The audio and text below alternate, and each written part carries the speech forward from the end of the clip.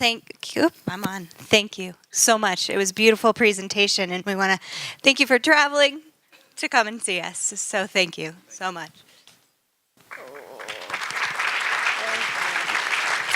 All right, we have a very quick transition here, and we'll move in right into our next panel. So give us one moment. This is the future of industry partnerships. So we've got three heavy hitters on the panel. I'm Clayton Lewis from University of Colorado. I'm your moderator. So it's my pleasure to introduce briefly our panelists. Their bios that you can read. I hope you will read in the program. But we have Aaron Bangor, who is lead accessibility technology architect with AT&T. Steve Ewell, who's executive director of the Consumer Technology Association Foundation, that's been doing a lot in this space over the last few years, and Megan Lawrence from Microsoft Corporation. So we're going to be following up the theme of the conference, thinking about the future. We need to decide, when does the future start? We thought, well, let's take 5 years.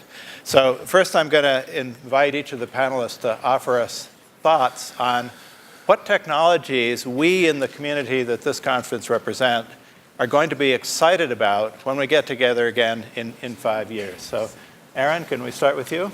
Sure.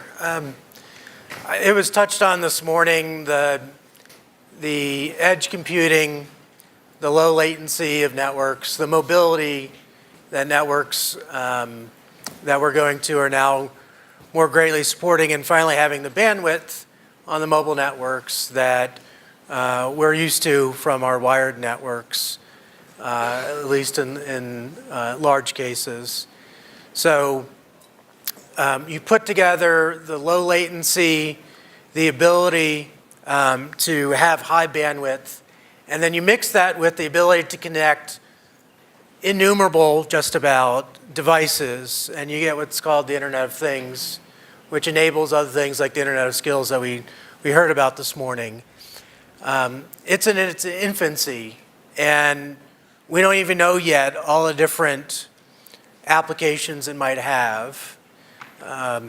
So Internet of Skills we talked about this morning, one that is gaining a lot of attention right now are smart cities. How do we build, as we modernize city infrastructure, how do we use this connectivity to greatly enhance not only the efficiency of the services that cities provide, but how do you increase the inclusion of the whole community in everyday life, whether that be social life, work life, and civic engagement.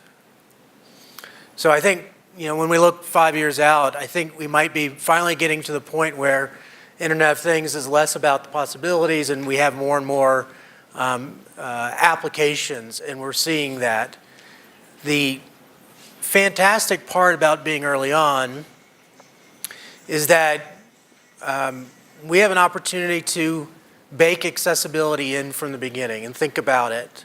So rather than bolt on accessibility solutions after the fact, when it's very difficult, very expensive, and really makes it not mainstream, we have the opportunity to say, what do we need in terms of these platforms that are enabled by these types of networks and these evolving technologies, really to foster the universal design concept from the beginning. Universal design is not a thing. You can't look at something, say that is or is not a universal design. Universal design is a process, it's a concept, and we can use that mindset as we develop some of these new technologies. I think combining that with some other applications we've got already available to us, and as those mature, for instance, cloud computing. Right now, cloud computing can be pretty much I save that on the server. It's really no different than back in the 80s when we had the client-server model, the computers. You had a dumb terminal and you worked off of mainframe. But cloud computing is a whole lot more than just, well, I store my files on the server rather than locally. Last one, I think, we'll go from sort of past the hype cycle and into something where we might have actual application is virtual reality technology. And the thing that all of these really have in common is they're software defined. Jonathan Lazar at Towson State University said that there's nothing intrinsically inaccessible about ones and zeros that make up the digital technology. Software gives us great opportunities to build accessibility in because you don't have some of the same restrictions around the laws of physics that you do with physical technology. So in 5 years, if we do our jobs right today and do them right tomorrow and the day after that and the day after that, we have great potential a few years down the road to be able to leverage these types of technologies to drive inclusion for people with disabilities. So I want to add on to what you were saying, Aaron, because I think within the Internet of Things and the smart city space, there really is quite a little bit of phenomenal potential. So I had the pleasure of speaking with you in San Francisco earlier this summer at the Smart Cities American Congress. And so a good friend of mine, Erin, and I and her guide dog, Kendall, were going through the expo where you're seeing all kinds of new invention, right, with sensors that go up to the cloud. And what that really means is data. So now all of a sudden we have this opportunity to have more data and do interesting things with that data. So we saw a smart trash can. Has anybody seen a smart trash can? Right? I was like, a smart trash can, what does that mean? And what it was is a trash can that could sense when it got full. So when it got full, it sent a signal to the garbage truck and said, hey, come and pick me up. Now all of a sudden we saw that the infrastructure within a city lasts longer because you don't have heavy trucks on roads picking up garbage cans that aren't full. And I said, well, could I gain access to that data? And he said, sure, I guess so, if you want to know where the trash cans are at. And Aaron said, absolutely, because there's this thing that my dog does that I put in a bag. And I often want to put it in the trash can. So wouldn't it be great if we could use things within our environment, this is just an example, that have that capacity to provide the data just in time. I need to know where the trash can is now in my environment. Let me give you that cue. Let me give you the directions to that particular trash can. So I think when we look at disability and inclusion, it's also about providing the data just in time when we want it. There was one other piece to that, which is really about personalization, right? Everybody kind of wants to know different things at different times. And so I like to see in the next 5 years that we increase the capacity of truly personalized computing. We're beginning to see that now in a really interesting example at Microsoft called Microsoft Translator. And so this originally started out as a project where you could translate English to Spanish, Spanish to Russian, or English to English. And so it was a great way for creating a communication device for people who were deaf and hard of hearing. Then we decided to go ahead and put it into PowerPoint. So as I stood up here, I could give a PowerPoint presentation and it would provide automatic captionings. But not everybody has a voice that can be easily understood. How many people have Google or Alexa? Yeah? A couple people? Nobody? Somebody. All right, there we go. Does it understand you every time? No, it doesn't always understand, right?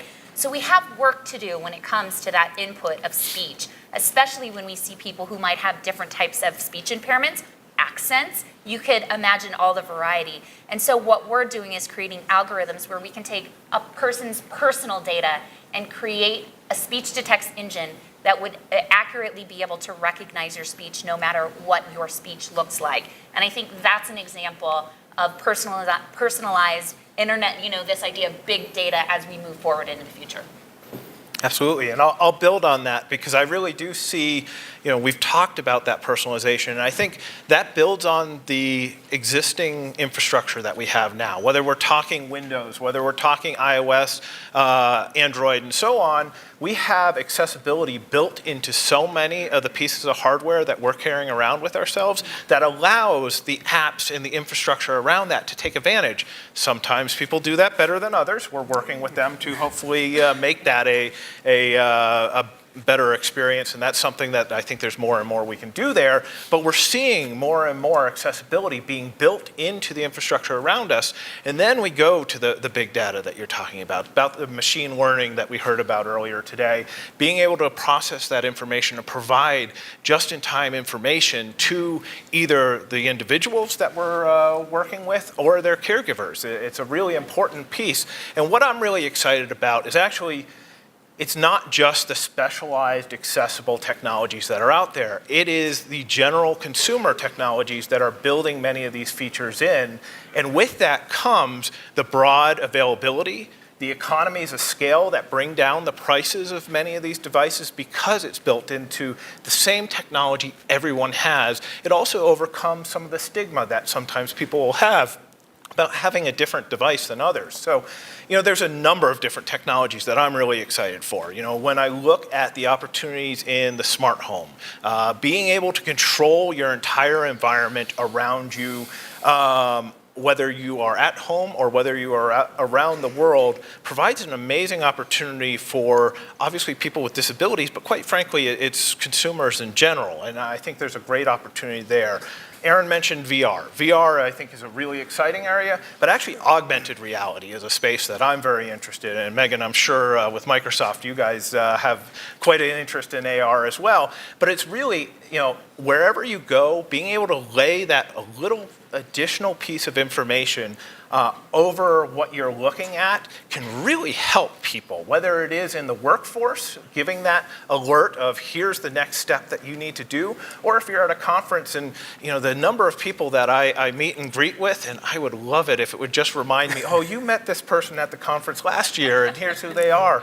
That would be great. I would love that. I know there's privacy that we're trying to work with that. And then the other is when we look at things like transportation. This morning, I know it was raised about self-driving vehicles. I'm actually really excited about self-driving vehicles. I'll admit, I didn't raise my hand to would I get in a Tesla and turn around and go the other or face the other direction, mostly because the Tesla technology today is designed as an assistive technology or assistive driver tech. It's not a complete self-driving, but people are working on those technologies today, and we will see more and more. We've actually been working with IBM and Local Motors on crowdsourcing what would an accessible self-driving bus look like. And we've been taking in ideas from people around the world of whether you're talking cognitive disabilities, visual, hearing, mobility, kind of across the spectrum, what is the ideal experience of interacting with a self-driving vehicle, and how can we integrate that into something that could essentially be on the roads here very soon? So there's a lot of exciting opportunities here across all of our lives, whether at work, at home, or at play. I kind of want to, so I think we're getting excited about the potential here and certainly about the future. It's about the potential. The technology, the ones and zeros, the connectivity. So I'm going to put my background is in an area called human factors engineering. I want to put that hat on and go, at some point you can make the technology work, but if the human can't make it work, it's all for naught. It's not an either or. You don't have to. It's not one or the other. It's got to be both. And we can layer on in a screen this size or VR or something in between a tremendous amount of information. If every single device in here had a chip in it and was communicating information about all the lights and its status and whether or not every single chair in this is filled or not filled or reserved or not reserved and these sorts of things, we'd be overwhelmed with information. So one area that I think beyond just the research into the technology, the networks, the connectivity that needs as much, if not more, of a revolution is the user experience and user design. I spent 12 years doing research with customers on AT&T products and services. And one question I get asked a lot is why don't designers and developers think about users with disabilities when they're designing their technology solutions? I'm saying after working with them, they don't think about any user, much less users with disabilities. And this is a gross generalization, but meant to provoke some thought here is, there's generally two approaches to design, which is there is a design aesthetic going into it. This is more of an artistic perspective for people have a background in art and design that come to doing the creative part of design. They have an aesthetic in mind. They want to communicate. They want to drive a particular experience. And they sort of just figure out how to get the technical functions in there somewhere or another. And if it compromises the experience, well, then that gets pushed to the side because we are trying to communicate an experience. And that experience overrides everything. And then you have the more engineering folks that go like, all right, marketing gave me 129 features that have to be in this user interface somewhere. I'm going to go down each one of those 129, and I'm just going to stick it somewhere, and I'm done. So neither of those approaches really addresses the needs of users with and without disabilities. And there needs to be some better tools created within the user experience design community so that it's not based on mysticism or condescension that was said this morning, but it's based on their users, they have specific needs they need to accomplish. Now, what one user's needs are may be different than another user's needs. And we need to think about all of that and blend that in the best possible way into the interfaces so that we actually get the real value out of where the actual electronics technology is taking us. Yeah, to build on that, which I think touches a little bit on our second question, which is, do we have evidence for how this technology is going to be coming about? And I think that when we put accessibility at the heart of design, the heart of inclusive design, right, we often see that we're meeting people's needs with permanent disabilities, but we're also providing this phenomenal user, situational usability, this situation. So I often like to think of an investment in accessibility is an investment in natural user interface design. And accessibility and disability provide that design constraint that really provides the kind of flexible technology that we all need, want, and ultimately are going to expect, right? Use the computer with my voice only. Use the computers with my eyes only. Use the computer with gesture only. And so I think when we see, inclusive design groups, and Microsoft has a dedicated inclusive design group where we really are bringing people in with disabilities because we recognize, yes, it is the right thing to do, but more than that, it is an investment in the kind of technology that we all need, want, and ultimately, I think we will expect as we move forward. And one of the things I think that we find being challenging in the industry as a whole is companies the size of Microsoft or AT&T or many of the large consumer technology companies have great teams that are dedicated to accessibility. And I know you guys probably will say not enough, but you have people. But a lot of what we work with are the startups or even the small businesses that, they say, I have 5 employees and I'm just trying to keep the doors open and you're telling me now I need someone dedicated full-time to accessibility. It's saying, well, you don't need to hire someone full-time for accessibility, but here's how accessibility, this is going to broaden your market. You're going to reach more potential customers by thinking about accessibility, by doing this. And I think that's where the opportunities to work with a variety of different organizations across the country, to engage with the advocacy organizations, to engage with the technology companies that are doing work in this space, that's where we really need to help build that network. Because representing a foundation that's tied to a trade association, they have over 2,200 companies, many of them are the big global brands, but actually 80% of those are small businesses and startup companies. And that's really, they're very passionate. They really want to make products that work well for people, but they may not be aware that this is something that needs to be done. So that's where I think we really need to help get this engagement here. Have conversations like we're having today, because that's going to lead to better products for all of us, as well as, quite frankly, create more opportunities for some of these companies. Well, we struggle with that at AT&T. We struggle with that same thing. Fortunately, we've got accessibility experts that is our safety net when project teams have trouble and they're struggling, especially with new technologies. But the thing there's no way we could hire enough accessibility experts. One, they don't exist. Two, just from budget, we wouldn't be able to. And we don't want a parallel product development group that says, well, you build the product you want to build, and then we'll come in and we'll change the product, because that's not an effective way to do product development, and it's not really in keeping with the way we want to do things. There will always be a need for accessibility experts to be able to guide and solve the thornier problems from an accessibility standpoint, and help get project teams unstuck and move forward.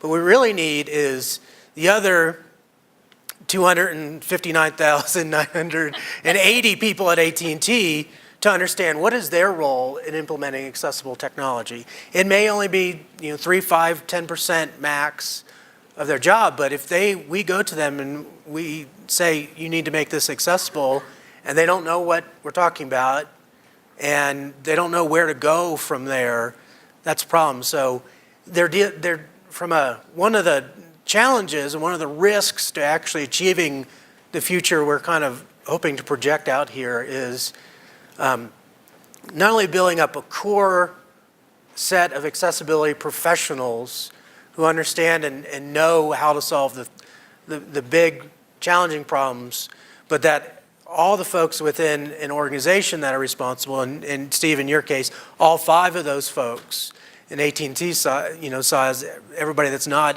dedicated to accessibility, what is their role to do it? From project managers know that they need to incorporate that in their requirements and demand the team members who are developing that to actually hold them accountable to it, to designers and coders and testers to know what they need to do to make sure the accessibility solutions that already have been identified in 99% of cases are actually implemented.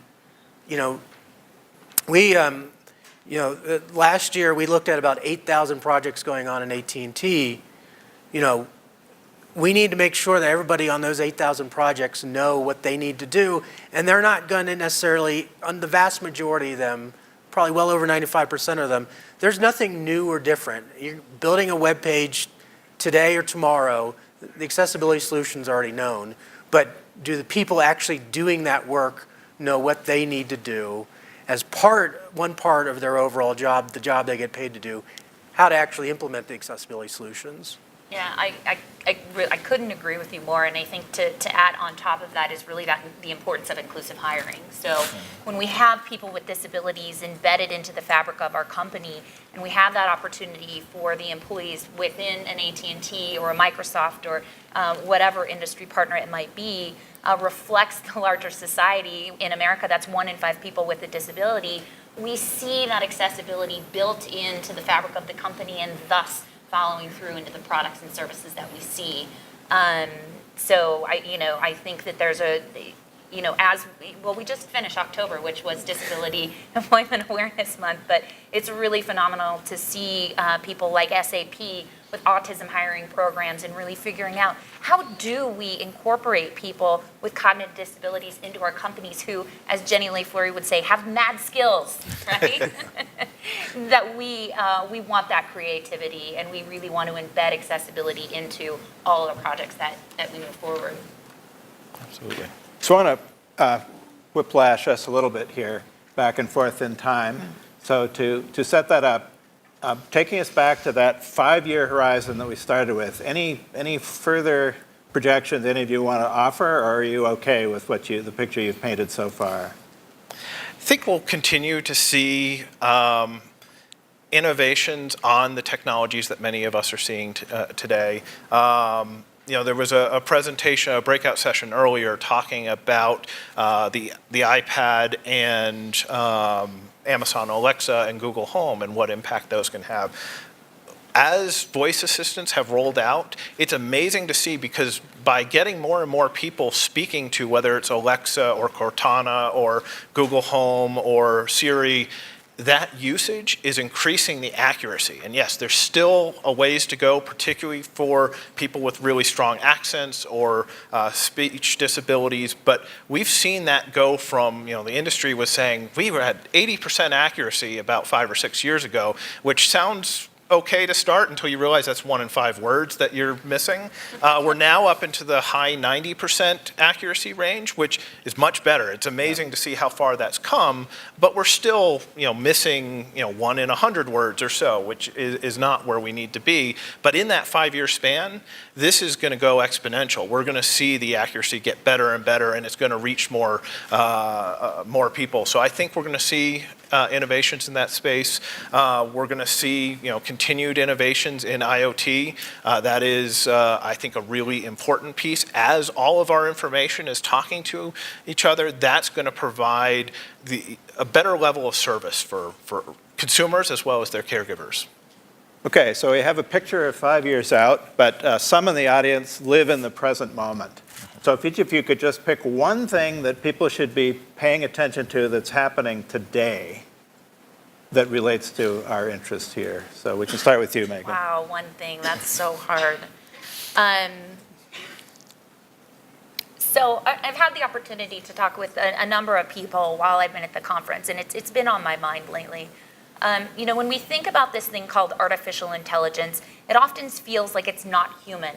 But in reality, it's human behavior. It is human-based data that we use to ultimately train in this machine learning to train these machines. And as Colin said earlier today, how are we going to participate? What is that role that we as human beings want to take on? And I think that we are in a very interesting time and opportunity to say, if we want artificial intelligence and machine learning to be inclusive, we have to provide the whole range of human behavior and abilities within that data, meaning that each one of us in this room, like myself, I have a moderate to severe anxiety disorder. I need my behavior. When I surf the internet, I can't handle things that flash. I have to, make sure that those things are off, that gets included in the way that we ultimately think about how we train our data. But I hear a lot of people out there saying, whoa, whoa, whoa, the internet's a scary place. I don't want to give away my data. What's the security look like on that? And I encourage us as a community to keep asking those hard questions, but I also want to make sure that we're building those inclusive, the inclusive tomorrow by having all of the data, just not the normal data in the, in the center of that normal curve, but all of that tail-like data, because I think that goes back to the inclusive design, right? We want those design constraints because in reality, that's the kind of computing we want. Steve, one thought for today. Yeah, that's hard. I think many of the things we've raised could actually be applicable today.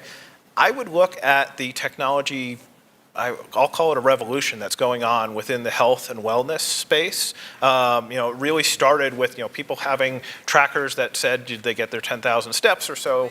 But that's really just scratching the surface of where we're going to be able to go with this information. By being able to get people active and engaged in tracking some of their health, that's going to change the way we're able to care for one of others. It's also happening, we've funded a program that is giving a group of seniors some fitness trackers. And through the competition of teams, as well as by being able to provide that information, it's getting people who haven't been active for, in some cases, decades, to get out and get moving, and that's having an amazing impact on quality of life and health. So I think the opportunities in the health and fitness space right now really are going to, regardless of age or ability, are really going to provide great benefits. Aaron? Well, I'm gonna go to 2 just to be difficult, but Be that way. one very personal one and one very geeky one. So I'll start with the geeky one, which is application programming interfaces, or APIs for short. They've been around for a few years now, and basically what they do, rather than building an application that from front end of what the user uses all the way to the back end databases and computational capabilities, most time you as a developer, traditionally what we've done is built from soup to nuts. An API says, look, I have a set of services I want to provide, functionality that I think would be useful to people, but I'm not a front-end web developer. I'm not going to do all the user research. And so what ABIs have done is really decoupled this, what is the user experience from what is the underlying functionality that technology can provide. And I think that has the potential to really enable interfaces to be highly personalized. If you have people specialize in creating the functionality and saying, I'm going to give you a standard way to access this, and you can present it to your users or your user in any way you want. That allows others with specialties in designing those front ends, the actual user interfaces, to say, I'm going to specialize this.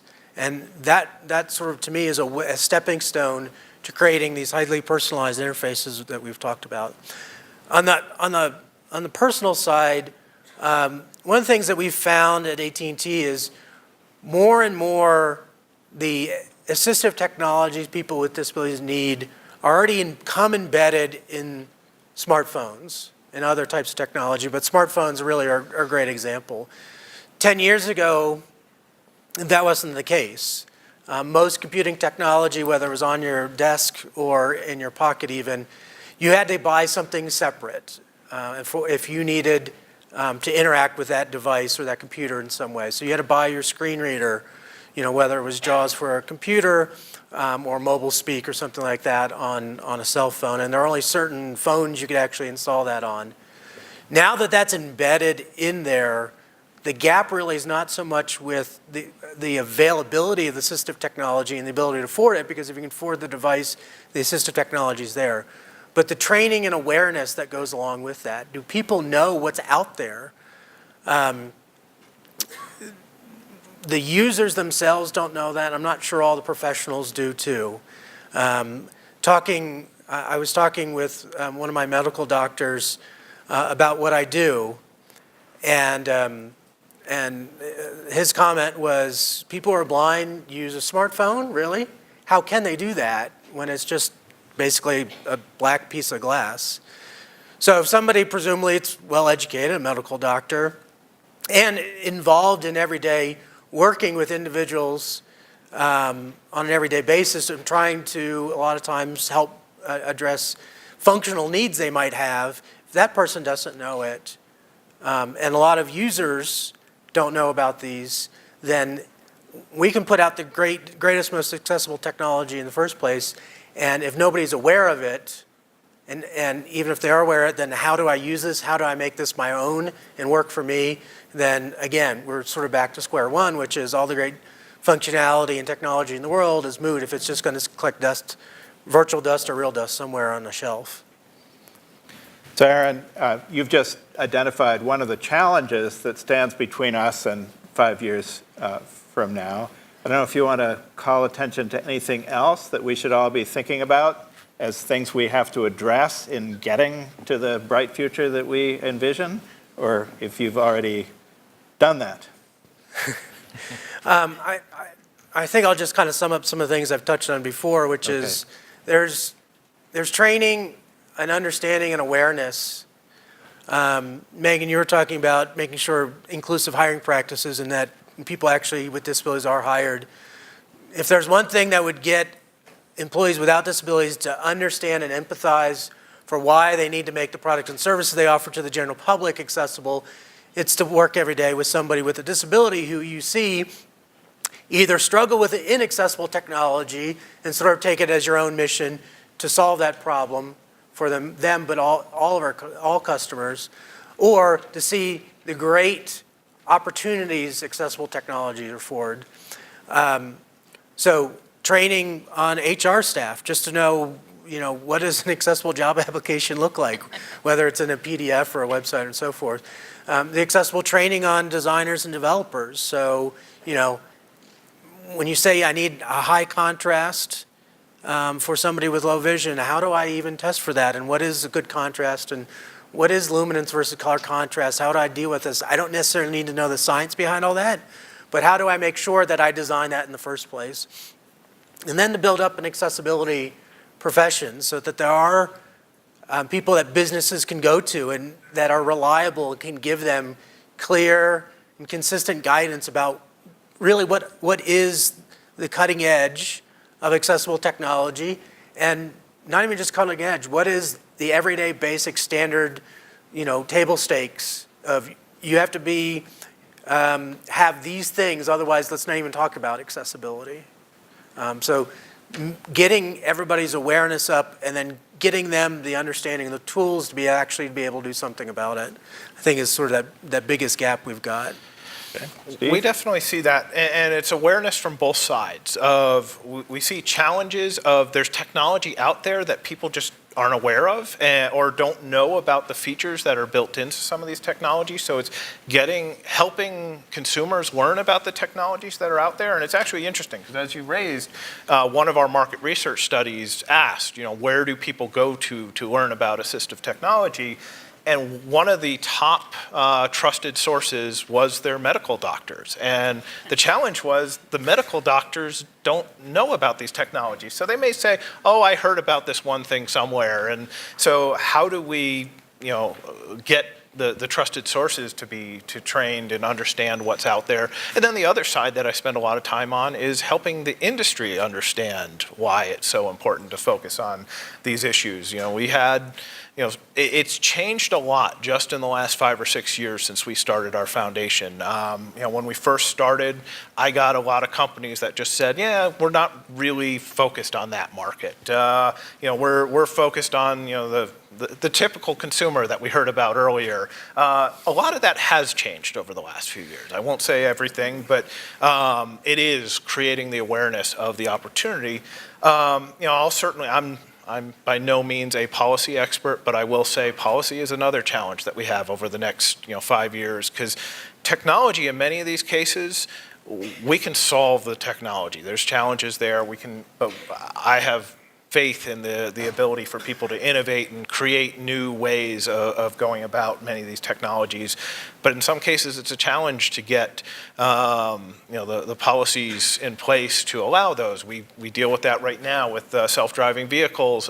There's a lot of different states that are creating different rules, and if we make it a case where your self-driving vehicle hits the state border and suddenly can't keep driving because they're not allowed in the next state, that's not going to work well for anyone. So we're looking at where the opportunities are to do that. But we've had successes in that case as well. This year, for all the challenges that we keep hearing about in Congress, there was a bipartisan piece of legislation that was passed for over-the-counter hearing aids. So right now, the average person needing a hearing aid, actually 80% of people who could use hearing aids aren't using them.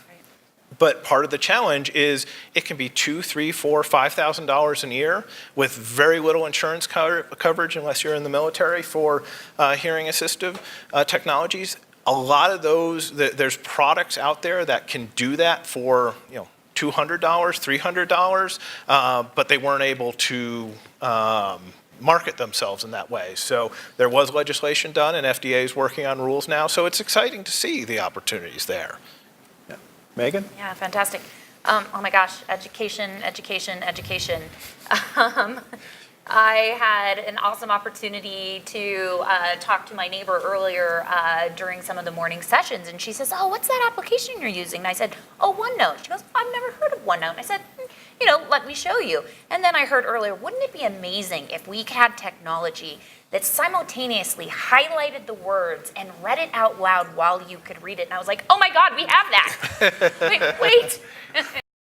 So embedded in some of our software is a feature called Immersive Reader, which gets rid of the ribbon, gets rid of all of the distraction, allows you to change that background to something that works well for your vision, and then simultaneously highlights the words and reads it out loud.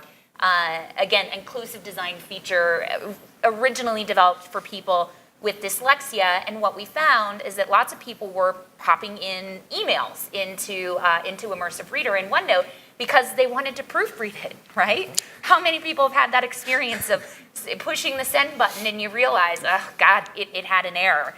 So then we embedded the same functionality into Outlook so that you could essentially proofread your emails, and then into Word so that you could proofread text and read long documents, right? So I think to myself, well, wow, Microsoft, people didn't know about that. So we need to continue to do a better job at educating and building awareness about this fast-moving technology. I mean, we ship every month on Office 365. There's lots of great stuff in there, and there is an awareness gap. But I think the piece that's most important to me is that what we do is we enable the community to support and learn from each other, right? So it's really helping people create within their own circles those learning opportunities. So how can we better pass that information on and then allow each other to support and learn and grow within our own communities? So yeah, I mean, I think we still really battle that awareness issue. And you know, that's one example for Microsoft. I'm sure everybody has one they would like or rather not like to share. Okay, so here comes the whiplash. So we started 5 years out. We've come back to the present. We've now been sort of in between. Now we'll ask the panelists, what are we going to be talking about in 20 years? So put on your science fiction glasses, Aaron, and tell us what's going to happen out there.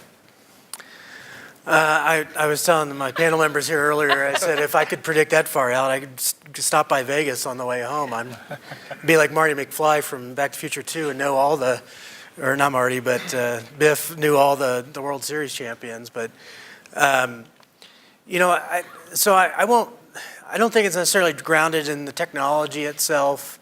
You know, speech recognition has been the next greatest thing for the last 20 years.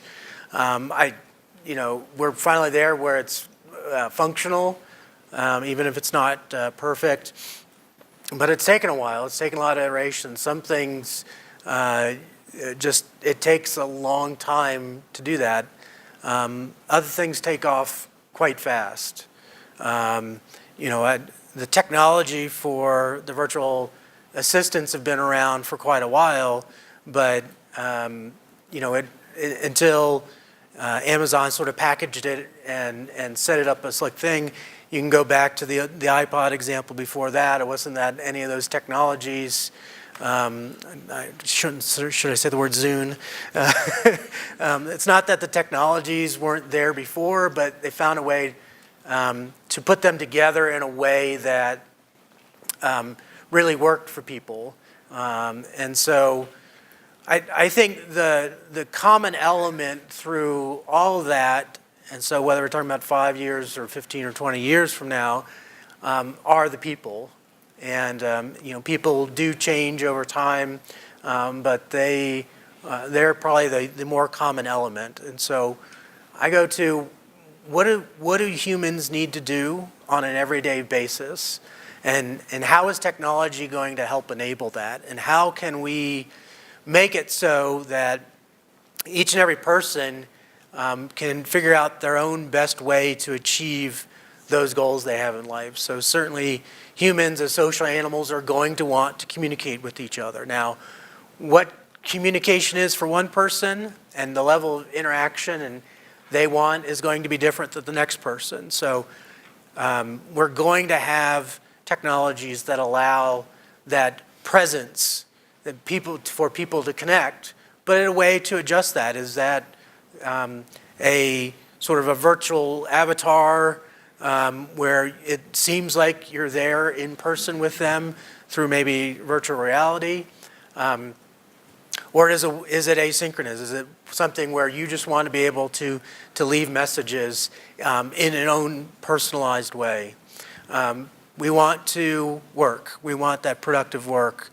Feroz was saying earlier, it's about that $100 that is earned. You want the self-worth and the value, that sense of accomplishment that productive work provides to the individual. I think we all want that.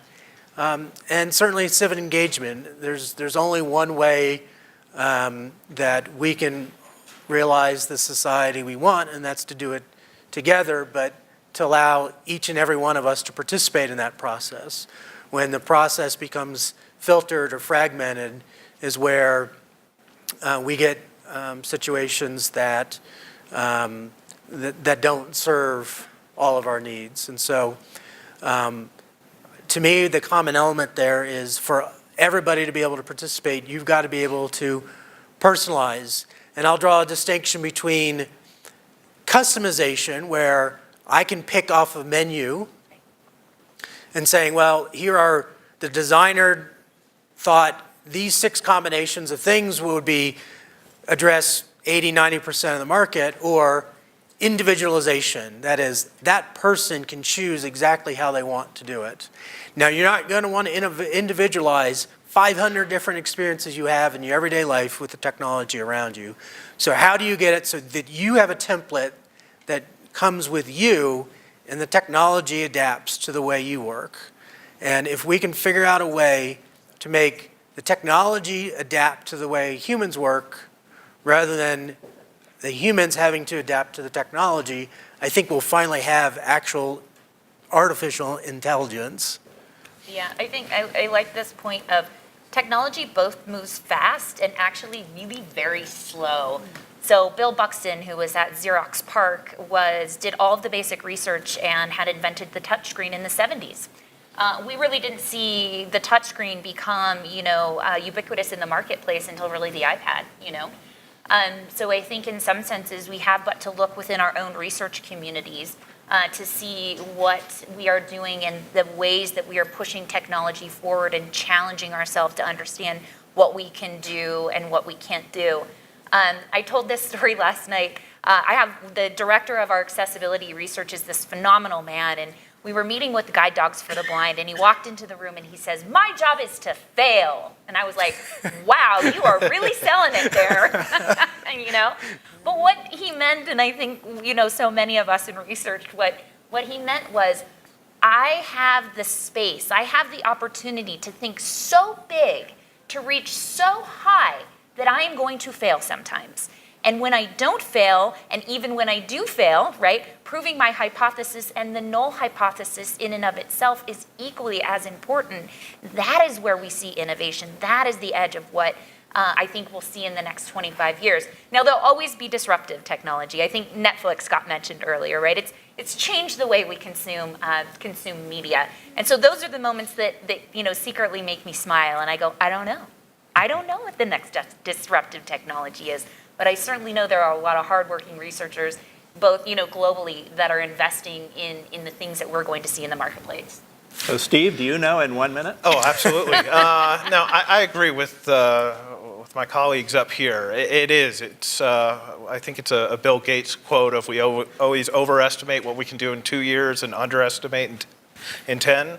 So, I would say I want my flying car. Hopefully we'll have that. I'll have my Rosie the robot assistant. But really, it's the innovations we're seeing today are what's going to be the mass consumer devices in 10 or 20 years. I'm really excited.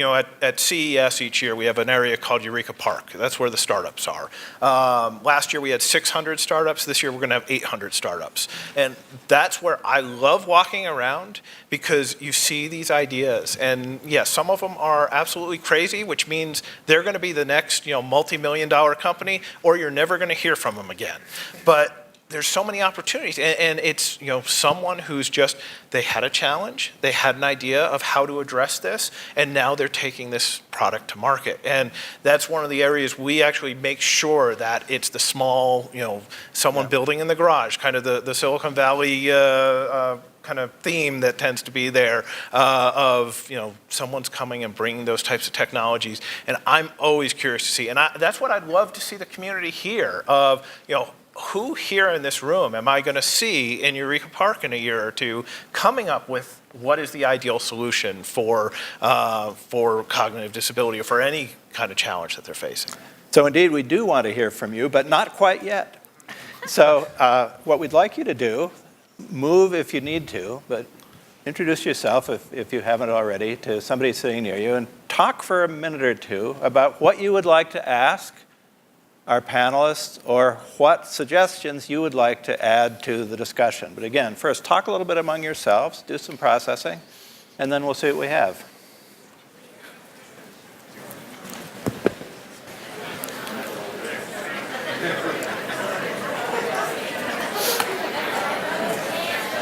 So I can get you. And let's have a question, comment, or a suggestion. If I can see past the spot, I'm going to move over to the side so I can do that. Yes, in the front row here, please.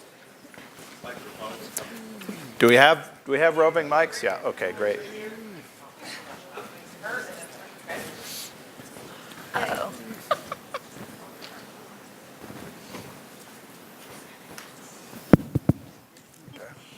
Hi, my name is Tia Nellis, and I work with Self Advocates Becoming Empowered, which is a national self-advocacy organization.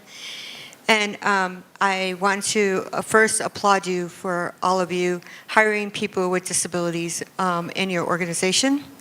I think that's a very important thing to do. But I would like to see you take that a next step higher and to include people with disabilities on your board of directors.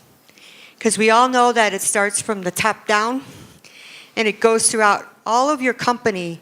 If your board of director, executive director, believes in accessibility and the mindset of people with disabilities can be making a difference in your organization and could making the accessibility better, who better to train people with disabilities about your organization stuff or why it's so important to make those accessibility things happen in all your products that you do and to spread that word than people with disabilities themselves. We could market that for you very easily by saying, you know, you would have that opportunity to be the first company, Google, Microsoft, Apple, to have people with disabilities that care so much, to have them on your board of directors, to make that difference, to build your company stronger. And that would be my challenge to you for the future. Great. I think that's a great point, and I'll just say from my perspective, and I'm obviously a small foundation compared to the others on the stage with me, but I do have two of my board members are blind. One has significant hearing loss, another is in a wheelchair. Although I'll also say they weren't necessarily selected just because they were people with disabilities. They were selected because they are great technology people within our industry that also just happen to have a disability, which I think that's the important piece, is to say, you know, we're not just putting someone on the board because they have a disability, but because of their expertise and their perspective as someone with a disability. And I would echo the top-down point you made, but I wouldn't discount bottom-up. And one thing I encourage people with disabilities to do is companies do market research all the time, and it's a place where they are paying money to a person to get their point of view and their perspective. And so people with disabilities should be part and parcel of that. Sign up for market research opportunities so that you have a voice, really a disproportionate voice in that case, because they're going to sample 10, 100,000 of their customers or potential customers. And if you provide your perspective as a customer or potential customer with a disability, you're providing that as a business driver. Okay, next. I've been listening to all the presentations today and hearing evidence of this gap that exists from these developers and big companies and technologies and, you know, the dreams of where we want things to go, and then the people on the ground with people with cognitive and physical disabilities who are trying to use these technologies and trying to figure out how to do them. And I hear people talking about needing accessibility experts and where are they and how do we use focus groups or inclusive design to sort of build from the bottom up. And I'm here writhing in agony saying, I'm out here. There are people out here, and we are the occupational therapists, the speech language pathologists who work on a daily basis with volumes of people with disabilities. And I've talked to all of the communication device manufacturers that I work with, that I recommend on a daily basis, and said, beta test with us. Ask me. I can tell you how a 3-year-old will respond, how a 20-year-old will respond, how a person with autism, how a person who is blind with autism who's also deaf will respond to this. And these people come in and out of my office all day long. I've been doing this for 16 years. I have 15 colleagues on my team at the Children's Hospital Colorado who can also be doing this testing. There's a wealth of expertise out there, and we need to find a way to bridge this gap and use those intermediate people, teachers, therapists, families, who already are understanding all of the different myriad of needs. Because right now, even though what we want to get to is the technology figuring out what the people need, right now it's skilled experts who are reading and interpreting every single move, eye contact, response, or lack of response to the technology that's already there and out there, and either tweaking the technology or tweaking the environment and the experience and the interaction. And we've got a ton of information to share with you and a ton of feedback to give you, and we need to be collaborating more. There are organizations out there that are international organizations on augmentative communication and assistive technology that exist, and those professionals are out there, and we'd like to share our feedback Great. with you. So I think Great, that's thanks. incredible, and I often say that we are only as good at Microsoft. We are only as good as the feedback that we get from our users, right? And the people that are supporting our users. So I'm really proud to announce that we have launched the Accessibility User Research Collective, which is a partnership with the Shepherd Center, which is a rehabilitation engineering hospital out of Atlanta, Georgia. And I encourage you, your colleagues, the people that you work with, to become part of our collective to help shape the next generation of Microsoft technology and make sure that the stuff we have now really fits your needs, wants, and expectations. So bring it on. Let's do it. So the timer has turned red, which means we have time for one more question. Do we have someone? We need a mic. He's got it. Where are the mics? Yep, Oh, you have one. go. Great. Okay. Nope.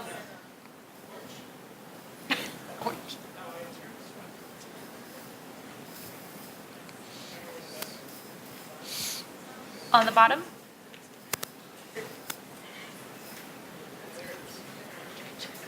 It's a very small button, by the way. Earlier in the presentation, you were asked what's the technology that we're going to see in the next 5 years, and the takeaways that I got from that were smart cities and augmented reality, as well as big data. And I'm wondering if you have a specific vision for how those things may benefit people with cognitive disabilities. Okay, very quick response if one of the panelists wants to take that on. I was going to say, I think one way, particularly smart cities and big data can come together to help people with cognitive disabilities is going to be in navigation solutions, being able to help people kind of with multiple different types of disabilities be able to know what's around them, be able to not just, we have GPS that works quite well outdoors, but one of the challenges is bringing that indoors. And there's a number of different companies that are working on indoor navigation solutions.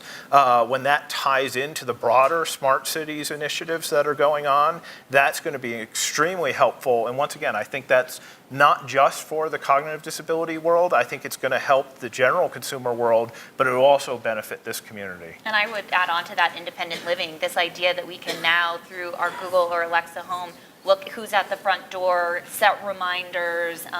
There's a lot that we can do within that space. And again, that gets back to personalized computing.